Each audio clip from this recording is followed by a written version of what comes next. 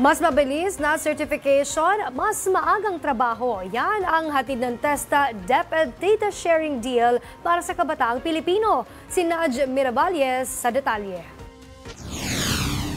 Isang malaking hakbang para agad makapaghanap buhay ang kabataang Pilipino. Yan ang hatid ng TESDA DepEd Data Sharing Deal.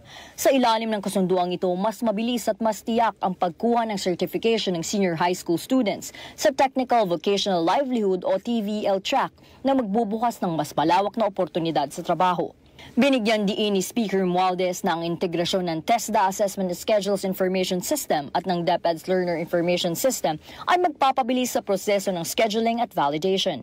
Upang maibsan ang pangamba pagdating sa data privacy, may mga itinalagang data protection officer ang dalawang ahensya at nagpapatupad ng mahigpit na mga pananggalang, kabilang ang encryption, multi-factor authentication at breach notification protocols.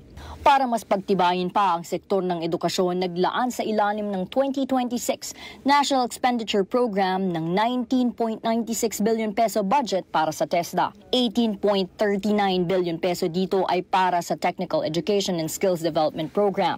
505.906 million peso naman para sa development, implementation, monitoring, and evaluation of assessment and certification systems.